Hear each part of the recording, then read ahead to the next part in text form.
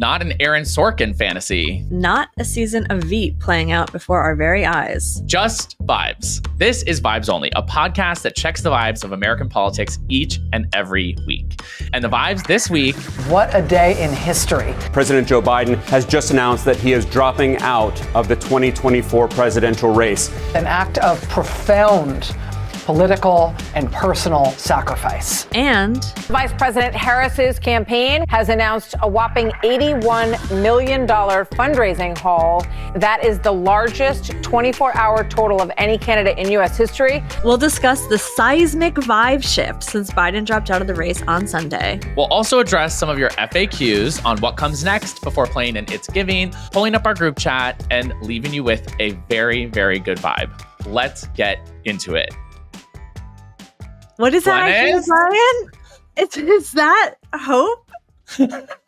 You are hearing a lot of hope and a little bit of history. Are you ready for our first female president? Am I ready? I was born ready. Literally born ready for it to happen in my lifetime. And I am fired up and ready to go. The vibes. We have so much to talk about, y'all. The vibes are immaculate. I am so excited. I cannot stop smiling. I'm just like skipping around town, listening to Charlie XCX, floating, not touching the sidewalk. I'm levitating. Do a peep, levitating.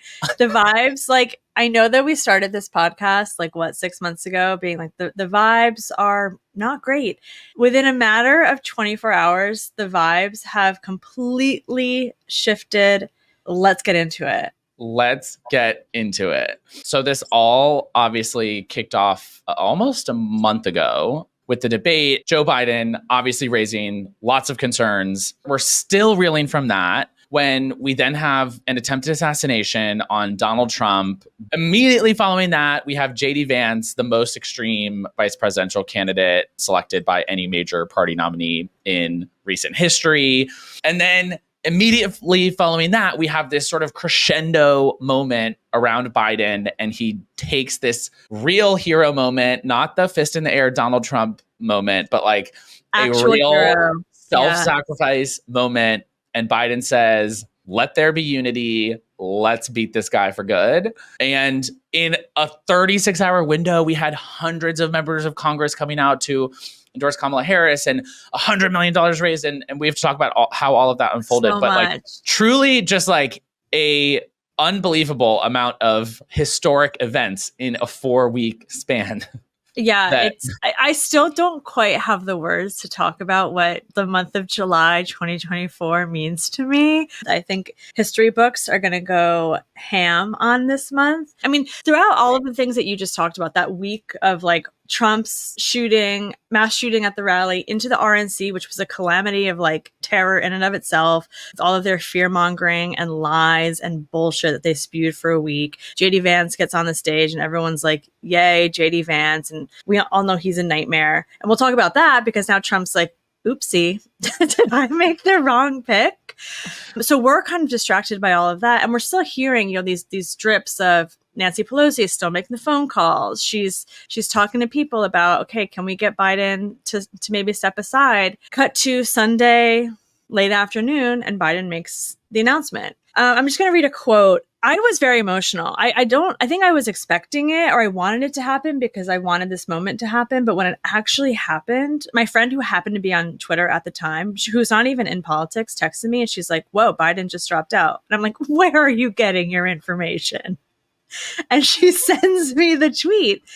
And Biden said, it has been the greatest honor of my life to serve you as your president. And while it has been my intention to seek re-election, I believe it is in the best interest of my party and the country for me to stand down and to focus solely on fulfilling my duties as president for the remainder of my term. Yeah. I read that and I was just emotional. I was like, wow, what a guy. Like he truly put party and country before himself. And I'm sure he agonized over this decision. And from an emotional perspective, a human perspective, he's dedicated almost his entire life to serving this country. And the last month, he's had a microscope on himself. And I think a deserved microscope. But I'm sure he had to do a lot of self-reflection to get to this decision. So it was just and you're grateful for that decision. You're grateful to him for making it, because ultimately it really only was him who could make the decision, and he did it. Right. He did not, in that 30-minute window until he sent his next tweet endorsing Kamala, he did not originally endorse her. So then everyone for 30 minutes was like, oh my God, what's going to happen? People felt very unmoored. And then he's like, he. He's like, and by the way, I back Kamala, which I kind of perceived as him being like, and I still have a lot of power here because all of you Dems can talk about your fantasy football league of who you want the ticket to be. But I, as the president of the United States, am endorsing my vice president for president. Yeah, I think that it made sense that it was done in two parts, because there are really two separate topics to dive into here. One is this decision by Biden and the absolute incredible legacy that he is going to have and be remembered for, as someone who, of course, got a historic amount done during his term as president, but also was someone who always put the country first in every way, right? And that goes all the way back to why he originally decided to run in 2020 to now why he's deciding not to run in 2024. Just like really reflects the state of mind and the character of President Biden. And I respect it so much. I'm glad that we sort of had not the 30 minutes, but we sort of have this decision as a standalone act that we can examine, that it wasn't just a pivot, right? It wasn't like nope, not me, it's her. It was a standalone thing. And then separately, we get to be very excited about his endorsement of his vice president and everything that came after. But it really does feel, as you said, emotional to sort of like lean into that incredibly selfless choice at a time when we don't get to see a lot of that in our politics. And it's needed so badly. And I think that that's what we've seen since, is like the country reacting to that mentality. The contrast. Donald Trump, who is a self-serving narcissist who truly only wants to better himself and the billionaire class that he associates with. So to see a statesman not do that, it's extremely refreshing. And I think a lot of people were reminded of what the future of this country can and should be. Yeah. Joe Biden's a hero. Joe Biden is a hero. Period. And one of, not the last, because he still has 5 more months to govern, but one of his last official acts will be setting up Vice President Kamala Harris to be the next president of the United States in the biggest way possible. And it's obviously what has us both humming this morning and like buzzing around is like this incredible change of dynamics in the race in such a short window of time is the best kind of whiplash I could ever ask for. I have not seen this kind of energy or momentum around American politics, maybe since Obama, but I was like too young then, LOL, too young, to really be engaged. And the internet was just not the internet that it is today.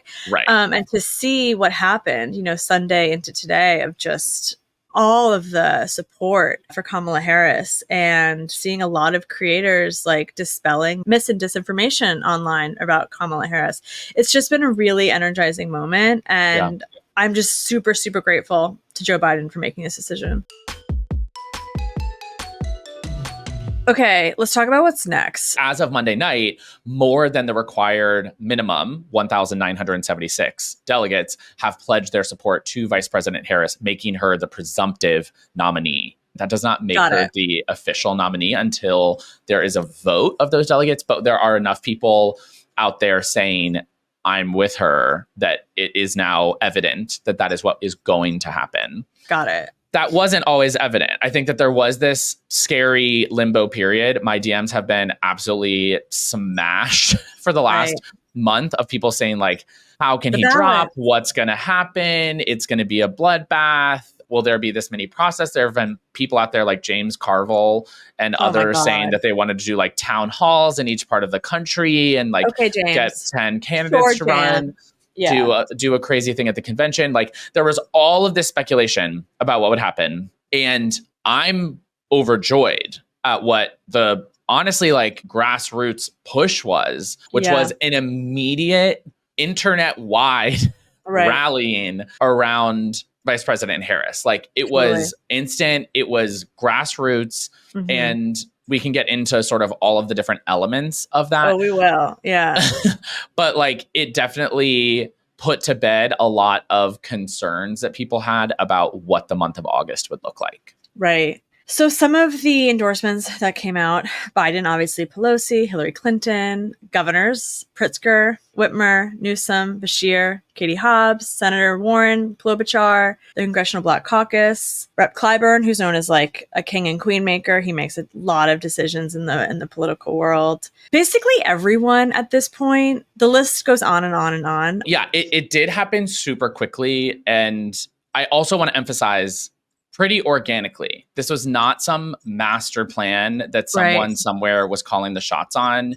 Right. I have talked to members of Congress who have made endorsements like that's not what was going on. Everyone saw the writing on the wall and that she is ready to take on Donald Trump. And that's why people jumped at the same time and also saw the power in unity. And like that's probably going to be our greatest strength of all. We've talked about it before, but like there are two types of people left in America, the people who love Donald Trump and everyone else. And so this was very much everybody being like, let's get everyone else together and put this anti-democratic shit to bed. Because in 30 hours after Biden posted that letter, she had endorsements from 186 members in the House, 43 senators, 23 governors, and 23 other lawmakers from different offices. Yeah. I want to take a moment to talk briefly about the movement that had started essentially 2 weeks ago around the 4th of July by the K-hive, which is the social media caucus that specifically supported Kamala Harris. We started seeing a bunch of memes popping up that were all around. I'm gonna take a beat and explain to maybe people who are not chronically online. Give us the internet translation, please. What is with the coconut tree emojis? What's happening? What's K-hive? Over the past couple of months, some sound bites from Kamala Harris have gone viral. One of them being a story she tells about her mother. She would give us a hard time sometimes, and she would say to us, I don't know what's wrong with you young people. You think you just fell out of a coconut tree?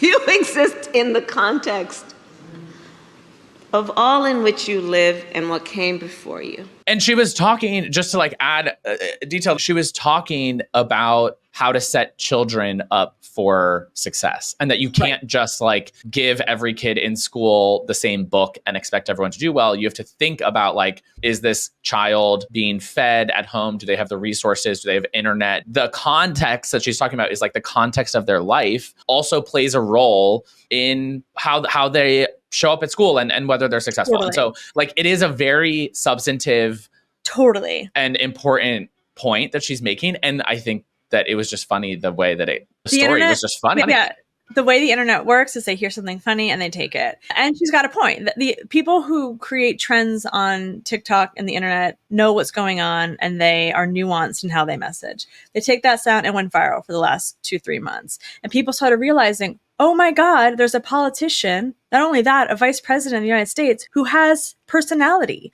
who has riz, who brings something to the table above and beyond their legislative power. They are cool, dare I say? Absolutely. Yeah. And I think that the broader political insights that I'm taking from it are that we do not often get to see our leaders, especially in the United States, it's different in some other countries, in this type of light. And just like being fun, dancing, being a normal person, telling a story about their family that like isn't tragic in some way. Like, I don't know. Joy, right. 100%. And so to see her laughing all the time in sort of like this unapologetic way where she's not always trying to appear as this like very specific framing in a strategic and calculated way is refreshing, honestly. She's and relatable. I think that's what people are reacting to. And like sometimes it's a little cringe, like it like in the same way that I feel like I'm very cringe. So I don't mean that as an insult. I'm cringe online all the time, but like it's just real. It's just like her doing her thing. And if she's gonna wear this like rainbow sequin jean jacket, like period, that's my president. Yeah, 1000%. And I do really like, we talk about vibes on this podcast. They changed the vibe of this election. That energy, that joy, like seeing a potential, like presidential candidate being reflected in that way just moved the needle. People were super stoked and they wanted to get on the train. And the reality is Gen Z and millennials are the largest voting bloc in this country. 77% of Gen Z get the bulk of their news and information online. 67% of millennials get their news and information online. Kel's surprised that an online movement helped propel this, quick coalescing behind a candidate that was already being super supported online. This is the type of exposure and visibility you cannot buy, because you have the people that you are trying to reach generating the content themselves organically. And so it's honestly priceless to be clear. But like, we've already put hundreds of millions of dollars in value behind Kamala Harris's name over the last few months. And then, of course, a lot of these memes are being parlayed into actually talking about why she is the best person for the job and her record, which is also important. You kind of bait and switch and bring people in to the fold and say, hey, but by the way, she's going to do really good things for this country because she's done really good things in her other positions. A feminomenon. Kamalamenon. Wait, what? No, it's that's real. That's a thing. Yeah. We need hats. In addition to the huge wave of online support, she's also getting cold, hard doll hairs as well. We set a record. This was insane, right? Like, I saw the numbers and I'm like, okay, that's a lot of money, but can you contextualize this for me? Oh, it's the record of all records. We've never seen this much money move in such a short period of time. The campaign, after she officially announced that she was running, raised $81 million in 24 hours. Over 50 million of that came in the first 7 hours. So people truly just were so on board and piled in right away. They were not following signals from anybody. This was like a very grassroots push. Yeah. Over 1 million individual donors gave in that first day. So small dollar. And altogether, Act Blue, including to other organizations that were pushing out messaging about what they would do to support Vice President Harris, other candidates who were either endorsing her or putting out their own appeals about why their race was important. Altogether, Act Blue did over $106 million in that first day, which is remarkable. And it really does matter, right? Like that type of momentum, the ability to immediately scale the campaign in that way. Not to mention the nominee being Vice President Harris makes all of the logistics behind utilizing Joe Biden's war chest and ballot access. All of those things are even easier with her as the nominee. So truly setting her up with I have chills. Huge boost, like rocket fuel launch to the campaign in the best possible way, which is really adding to the vibes. So Monday, the DNC Rules Committee released this draft schedule of what could transpire over the next 2 weeks. And that would include delegates starting to cast their votes as early as the beginning of next week. Then you sort of have a tally, and then they do this more ceremonial roll call vote where each state says who they're casting their delegates for. And that process is likely to start early next week, which means she would pick her running mate next week, which is very soon. I don't want to harp on it, but it's going to be a white guy. Okay. The memes have been incredible of the white wine. Yes. It's like Steve Carell drinking a white wine. And it's just it's a white. And it's Kamala Harris picking her vice president. It's do you want a dynamic white or a full-bodied white? It's so good. Who is your pick? Who do you want it to be? Not who do you think it's going to be. Who do you want it to be? Oh, I honestly haven't even given myself the moment to think about who I would actually want it to be. I mean, you know me, this whole time I've been what can I control? I'm just here to make sure Donald Trump is not reelected. I will do that with whomever I am provided as the candidate. I've been hearing a lot about Andy Bashir, but I don't know if that's going to happen. I do. I love Andy Bashir. I'm from 15 miles from the Kentucky border, but not my pick. I have a strategic answer, and then I have a really off the wall answer that I think would. Okay, let me hear both. Strategic answer is Roy Cooper, the governor of North Carolina. He's an older white gentleman who's pretty moderate. Truly a gentleman. Yeah. He came into office after the North Carolina bathroom bill was a disaster in the state, and brought together this huge coalition to fight against the extremism that was developing in the Republican Party in North Carolina. And so he has this like unique perspective, having governed from like a purplish red, whatever state. Yeah. And like demo wise, standing next to Vice President Kamala Harris will make some people feel more comfortable voting for the ticket as a whole. And he can, like, as a surrogate, reach people who might be more difficult for her to reach because they've never voted for a Black woman for president before. Right. My off the wall answer is like, I'm kind of like throw out all the like the sort of calculations and like the identity politics of it all. And I'm like, what if it was Westmore? Oh, and I love Westmore. He's so amazing and he's so star. Energetic. He really is a superstar. And it would like, right, it's not the expected choice. Like, she's expected to choose someone white. To have an all Black ticket would be historic in its own way. But I'm also kind of like, if the vibe is right, yeah, I think it could be cool. I know people are going to like probably yell at me for saying that because we're all so scared of Donald Trump winning. But that's just like my honest reaction of, if I had a magic wand, like, I think the two of them, or Gretchen Whitmer, and do an all women ticket. And I think that would be incredible. Right. Yeah. At a minimum, Vibes only listeners, if you don't follow Wes Moore on any social media platform, you should. He's great. The dance parties between Kamala and Wes Moore would be nuts. And we all know that that's what I'm actually in politics for. Oh, right. Because you dance online. It's just the dancing. So, I mean, honestly, Alana and I also throw dance parties. So despite my Boogie Nights dream, I do not think it's going to be Wes Moore. The most likely candidates right now are Governor Roy Cooper of North Carolina, Governor Josh Shapiro of Pennsylvania, and Senator Mark Kelly of Arizona, who Politico is all reporting have already been asked to submit their materials for your vetting. Taxes. It's like your financials. It's like where you've spent every day of the last 20 years. It's everything you've ever said online. It's like everything they have to know. And so you're telling me I could never be vice president? No, just Supreme Court justice. Just Supreme Court justice. Yeah, there's no rules there.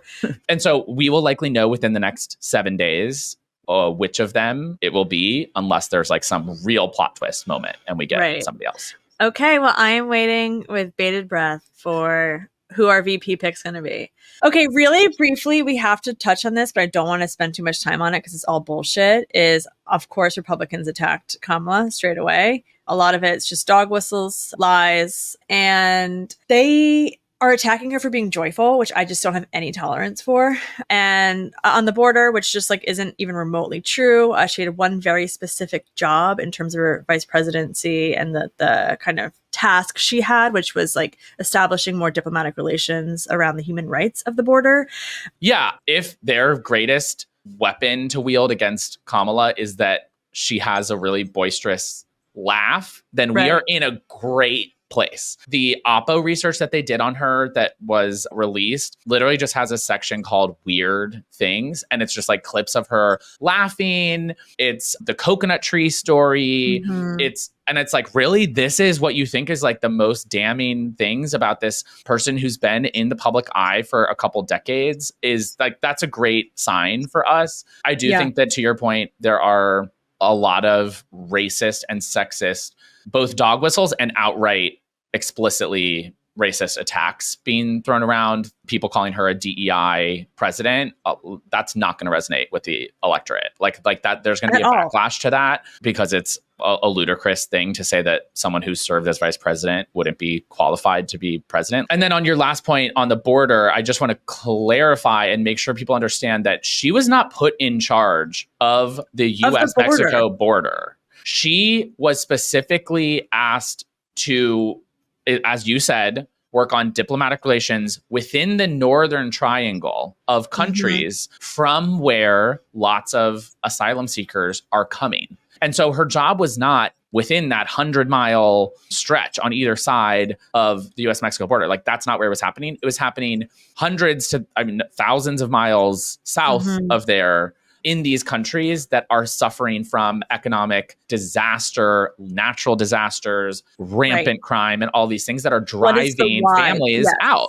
And so that was her job. She was not sent to like oversee CBP and like hold down the fort. Like, that's not the T. And lest we forget that in January into February, we had a bipartisan border deal that Republicans politically torpedoed because it would make the Biden-Harris administration look too good. The number one thing keeping immigrants in the country who may not qualify for asylum currently is the backlog of cases to go before judges. Like, that is just very simply the truth as to why there are a huge number of immigrants currently in the US, or a larger number, I should say, who arrived recently. And the number one way to fix that problem is to hire more judges. And that's what they tried to do with the bipartisan border deal, and Republicans killed that deal. Senator Langford, Republican from Oklahoma, literally said it would take the wait list from 6 years to 6 months. That is how you push forward a solution. And Republicans had no interest in passing it then. If Donald Trump wins, there will be no way for them to pass it after. Period. They are full of shit. Do you know Lee McGowan, the person people call Politics Girl on Instagram? She's the woman online always talking to us from her kitchen. I absolutely love her videos. And she's the host of the Politics Girl podcast, which is amazing. Every week, Lee deep dives into the issues affecting America and its people. It's not the news, it's the big picture, what it means and why you should care. Lee breaks down complicated topics conversationally so you can understand what's going on and be able to speak to it. There's no fancy talk, no big words, and she gets the best guests. Ultimately, the goal is for you to leave the podcast feeling smarter than when you came in. Honestly, this is the stuff that matters. New episodes drop every Tuesday. Listen to the Politics Girl podcast on Spotify, Apple Podcasts, YouTube, or wherever you get your pods. I know your time is limited, but if you spend it with Lee, she'll make sure it's worth it. Kamala Harris is a former prosecutor. Donald Trump is a convicted felon. And the way Kamala Harris is such an effective prosecutor, let's look. As many of you know, before I was elected as vice president, before I was elected as United States Senator, I was the elected Attorney General, as I've mentioned, of California. But before that, I was a courtroom prosecutor. In those roles, I took on perpetrators of all kinds.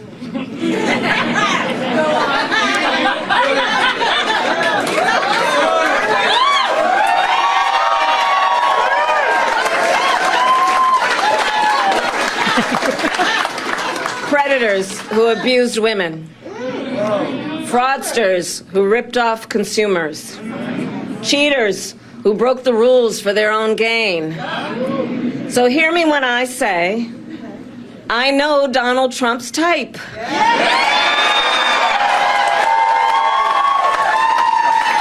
It's giving Ghost. Molly, you in danger, girl. It is so good. It's so good. Like, it is so good. It's giving Donald Trump is fully not going to debate her. There's no way. No way. There's no, he's going to come up with some excuse. Donald Trump, might I add, the oldest nominee for president ever in the history of America. It's giving shaking in their boots. For real. Republicans are running scared right now. And it's evident. It's very obvious from like, they're just like lashing out and they're like, this isn't fair. Of course it is. And no rules or laws have been broken in how this nomination will unfold. But yeah, it's definitely giving plot twist. Contrast. We love. Talk about contrast. At the same time that we were getting our first preview of our next president, Kamala Harris, on the campaign trail, we were also getting our first taste of J.D. Vance as a vice presidential candidate on the campaign trail. Let's take a look. It is the weirdest thing to me. Democrats say that it is racist to believe, well, they say it's racist to do anything. I had a Diet Mountain Dew yesterday and one today. I'm sure they're going to call that racist too, but it's good. I love you guys. But it's so bad. It's giving clap if you care. Wendy Williams. No, I know. Clap if you care. It's so bad. And I will say it's a stark contrast to Donald Trump, who can just like say whatever he wants, and people are like, I love you. He has no riz, JD Vance. Like, it's very cringe. I want to see more. I need to see more. more. How is that motivating? I agree. I think that it's very important. Like, this is more important than people think. You might think that we're like dunking on Vance or something. Vance was specifically chosen because of his ability to mobilize and generate enthusiasm among the MAGA base. That is explicitly why he was selected over people who would have more cross-demographic appeal, like a Marco Rubio. Right. If he cannot do that, he is literally useless. He is dead weight on the ticket, and he's just a liability because his extreme views on a national abortion ban and Project 2025 and being anti everyone is a huge liability. This is a topic that we will definitely drill down on. We've talked about it briefly, but I want to do like a whole Vibes Only episode on this. He is backed and the product of a billionaire. And more people on the left are realizing that the billionaire class in America is trying to control our politics. And JD Vance is a direct result of one billionaire, Peter Thiel, who has backed him since day one. Right. And that's going to come out more and more and more. And if JD Vance can't even do his job, to your point, he's out. Also, as like a digital strategist, there's so much to be done with talking about Diet Mountain Dew, because it's a very famous Lana Del Rey song. And like conservatives are so not cultured that they don't even know that they could have spun that. It's kind of the secret campaign, whether it's the Diet Mountain Dew references that they're not going to get, or all of these brat references that boomers feel out of the loop on. Like, there are two entirely separate campaigns going on, one on the internet and one on TV. Right. And there was no better example of that than CNN trying to understand what brat is. I have brought some notes because I knew you would want a definition. Okay, here we go. Charlie XCX, who I do know, quote, brat, you're just that girl who is a little messy and likes to party and maybe says some dumb things sometimes, end quote. So is the idea that we're all kind of brat and Vice President Harris is brat? I don't know if you're brat. I think you aspire to be brat. Right. Okay? You don't just become brat. Oh, okay. You have to try. You can work at it. I will aspire to be brat. It's amazing. It's for me as a digital strategist who has been on digital since, like, truly on digital since 2020, to see something like that being spoken about on CNN is so validating to our online movement. It really is. Yeah. We don't need them, by the way. We don't need Jake Tapper to be brat. But the reality that brat getting airtime and online culture getting airtime in a real way is super meaningful. Yeah, I agree. I mean, the whole thing is kind of giving, when you're helping your parents figure out how to work, like the printer or something. Yeah. But you're right. It's very meaningful. It's incredible to see these people, some of whom with Ivy League educations, who have spent their entire career digesting politics, now are understanding that this election hinges on this Charlie XCX album and the meaning of brat and why everything is suddenly turning green on the internet. Like, that's chartreuse. Epic. Yeah. It's the definition of vibes. It's a definition of vibes. And what I will say is that the permission structure that has been granted through this cultural movement to engage with what has to date been a pretty culturally disenfranchising system, it's massive. Hi, listeners. We wanted to loop you all in on a podcast from our friends at Girl in the Gov that's focused on humanizing candidates and elected officials through candid convos. Not so shockingly, the podcast is named Girl in the Gov, the podcast, and it's hosted by Sammy Cantor, the blonde, and Maddie Medved, the brunette, who hand the mic to movers and shakers every Wednesday to discuss politics, pop culture, and everything else in between from their POV. It's a little bit Alexis. Kidding. But it is a little bit keeping up with the candidates meets getting to know who elected officials are from their off hours and alongside digestible policy analysis to keep you informed on the latest. Tune into episodes with Rep. Colin Elred, who is looking to boot Ted Cruz from a job, Will Rollins, who's running to flip a seat in Southern California, and almost 250 other episodes anywhere and everywhere you get your podcasts, and watch the show on YouTube. Okay. This has been the most excited I've ever been to ask you this question. What have your group chats been like this week? My group chats have been absolutely off the rails. I think my screen time was the most it's ever been. Partly because I think people I hadn't spoken to in like 5 years were calling me and asking me questions. But then also because the online movement exploded, I just had to stay on top of it. So many memes, so many tweets, all of it. No, I literally last night, after like a 48-hour nonstop marathon of content around the launch, just had to lay down with a cold compress on my eyes because I think that my prescription went up 2 points from the amount of screen time. Like it was so bad. It was so bad, but it was so right. It was so good. The vibes were incredible. I have not felt this sort of palpable energy and enthusiasm. Lots of people making 2008 references the last time they felt this optimistic. Even 2020, where it did feel like there was unity. It felt like there was unity in 2020, but it was still being motivated by like an aversion. It was an aversion to Trump. It was like, let's get him out of here.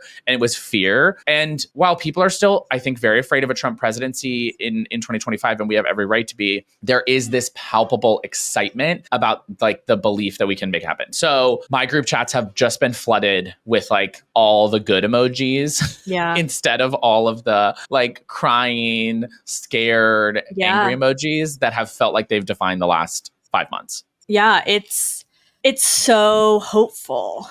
So hopeful. And I feel like Americans were collectively butt clenched. Like the collective consciousness of left-leaning Americans was so stressful. And this decision by Joseph R. Biden and the launch of Kamala Harris as the presumptive nominee just completely flipped a switch for this country. Yeah. I really feel that way. It was on both too. I was talking to some people who are, I'll just say like in Biden world, and my answer to them, they were like, okay, what's going to happen? And I was like, my answer to them was Biden is going to receive Hillary Clinton in a Broadway theater level applause everywhere he goes for the rest of his life. Like he is literally going out on top, this American hero. And that was absolutely supported by everything I was seeing and hearing directly from people who were like, this is a man who puts America first, actually, not in a slogan, but like how exciting and just like this deep sense of gratitude. It was amazing.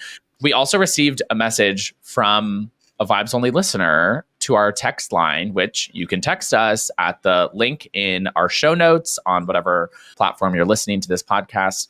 And we got just a message that said, thank you. And so whether that was for Biden or us, I'm not totally sure, but it was like right after. So that was probably Biden. Probably Joseph R. Biden, this thank you is for you. We'll pass it along. So I spent most of Sunday dancing and raising money on Instagram for Vice President Kamala Harris's campaign. And we raised over $300,000, which is iconic. Crazy. And to celebrate that, I've like flirted with this idea before, but it's high time to do some serious dancing and celebration and up the vibes and bring the vibes back of like, we are going to win this election.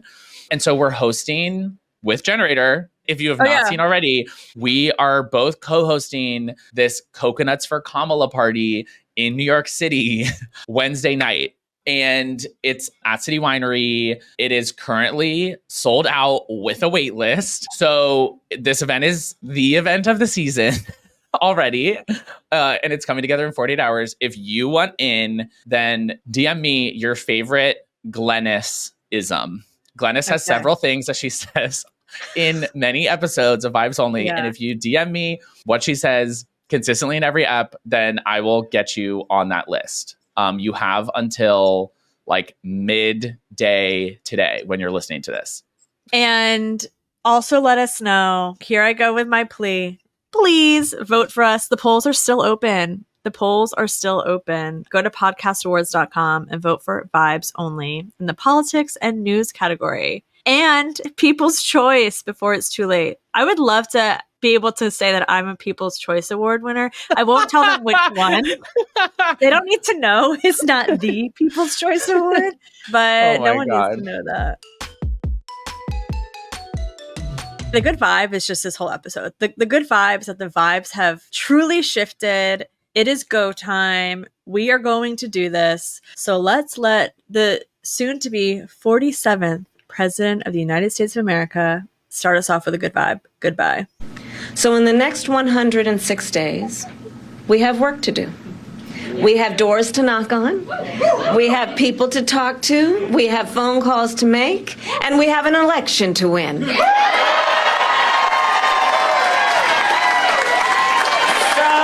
you ready to get to work? Do we believe in freedom? Do we believe in opportunity? Do we believe in the promise of America? And are we willing to fight for it? And when we fight, we win. God bless you all, and God bless the United States of America and Joe Biden. I love it. Oh my God. Play us out with 360. No, it's freedom. It's freedom. So I'm so amped. I'm so ready to go. And I just want to say also, I saw last night that Beyonce gave the A-OK to the vice president to use Freedom from her Lemonade album as her song. So Beyonce's in, I'm in, we're all in. Let's go. Let's do it.